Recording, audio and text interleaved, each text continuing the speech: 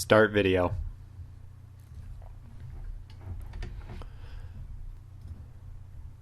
Alright, in the last video we discussed all of the voxel tools.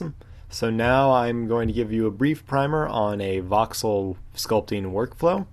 Sort of all the different commands you'll need to go through in order to start a model and how to progress that model into higher and higher levels of detail. So typically when you're working in the sculpt room and you want to start out with a voxel mesh, you'll need an object. So if we go to the objects panel like we did in the last video, and I'll just start out with a primitive object. I'll just start myself off with a sphere. Alright. Now from here we can sculpt on it using any of our standard sculpt tools, but you may notice that there's only so high a level of detail that we can create. If I wanted to make some really fine wrinkles here, I'm going to have a bit of trouble. Not sure if you can even really see that. If I go to the wireframe mode, again that's just pressing W on your keyboard, you'll see why this is a problem. And it's because we don't have enough vertices to capture that fine a level of detail. So how do we fix this? Well, there's a command at the very bottom of this menu called res plus, and what this does is it will increase the resolution of the voxels that you're working with. So I'll just demonstrate this to you in wireframe mode. If I hit res plus, you'll notice something. Pay attention to this current object triangle count at the very bottom.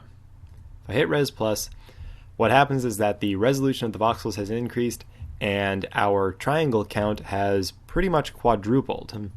Now that I have more triangles to work with, it's a little bit easier. You can see that a brush this small is having a bit more of an effect.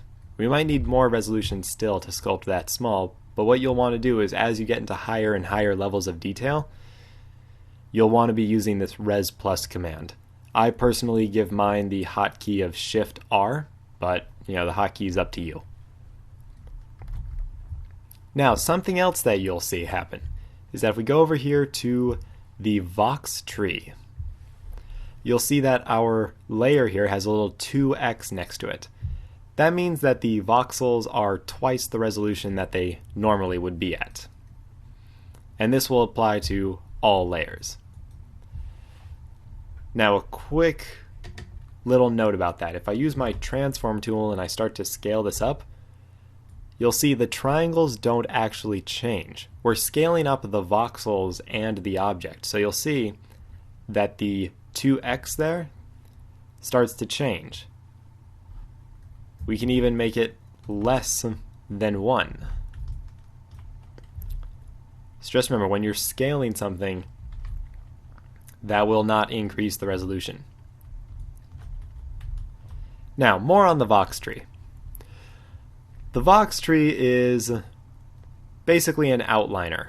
So if you've ever used any 3D software like Maya or 3ds Max, then you're probably very familiar with outliners or hierarchies. It's just a list of every single object that's in your scene. If I were to go to the primitives tool and I were to add in another sphere, like right over here, then it's still being added onto this same layer, this volume 4 layer. First off, let me rename that. I'll double click on it in order to rename it. Spheres. But even though I made them using two different primitives, they're still part of the same layer. You see, if I use the move tool here, I'm actually grabbing a little bit of that second sphere.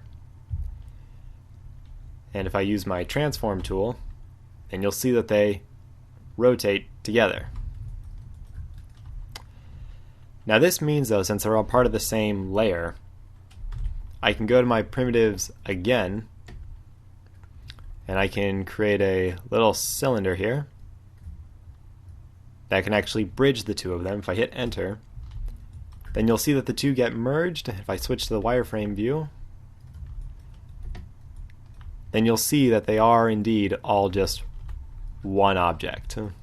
So I can go in with my fill tool and start smoothing that out. So if I wanted to make these separate objects so that they couldn't actually be attached this way, I'd need to make a new layer in my Vox tree. So I could hit this little folded paper icon just like in Photoshop, and that'll make a new layer. Now if I hit enter on the primitives tool now, you'll see that one is highlighted and the others are not. But you'll also see this edge here is a lot harsher. And that's because they are actually two objects. You can see the two separate wireframes right there.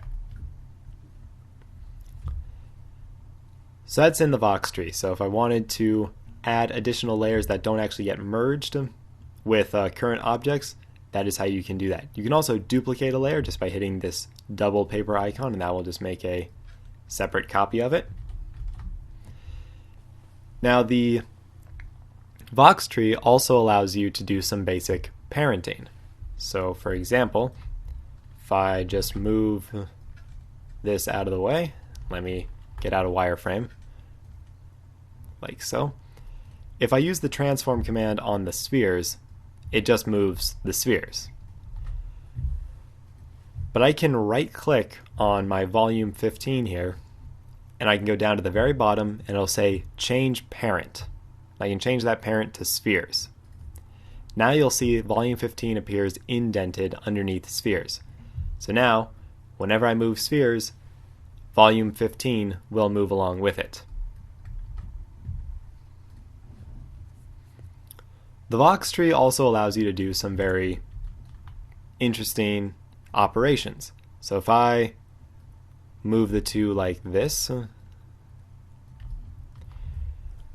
I can actually, even though they're separate objects, I can actually merge them together if I want them to be one. I can right click on volume 15 and I can get merge with spheres. And now as I go into wireframe, you'll see they are indeed just one object. But I can do a lot more than just merging them. I can do a subtract from spheres. And you see now it cuts away. So if you're familiar with Boolean operations inside of other 3D applications, then this functions identically to that. I can even do intersect with spheres, and I'll get only the parts that we're intersecting. Very powerful tools available to you in the Vox tree. Again, split with them. What that will do is that will actually create another layer that is only the intersecting parts, but split it away from the object that it came from. Or I could also just delete that intersection entirely.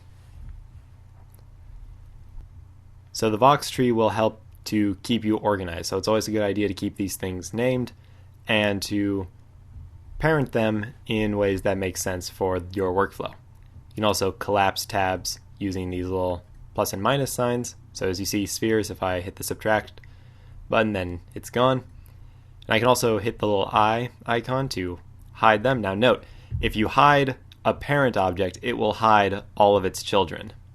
So you see volume 15 also disappears. Now the very last, now if I wanted to reorganize these, so if I create a few different objects, I'll just create a bunch of primitives here real quick. So I'll make that its own volume. Now you see when I add in a new layer, by default it will place itself in the same hierarchy as the selected layer. So you see if I make a new layer, it is a child of spheres. But if I select spheres and make a new layer, then it is not a child of spheres, it is a child of the root. And all layers are children of the root. So I'll just go and there. Now if I wanted to reorganize these, you can use this icon here on the right.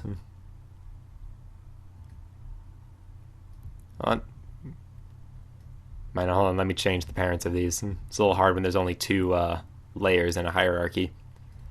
change that to be in the root. I'll change that to be in the root. So we have volume 63 here, and now I can place it above spheres. And that's just a nice little organizational feature. You can also use this to ghost certain layers. So if you click the little sphere on volume 15 there, you'll see that it becomes a little transparent. That means that it's been ghosted, which means that you can no longer act on it. So it's still there. We can still sort of see it, but I can't actually use it anymore. So this is useful if you have a lot of objects on your scene and you need to be able to work on something that might be tucked away behind one of your other objects. The icon right next to that is this little V. That V stands for voxels, and if you click on that, let me do that here with volume 15 instead.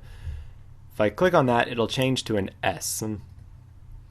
And what that means is now you've changed it to a surface object.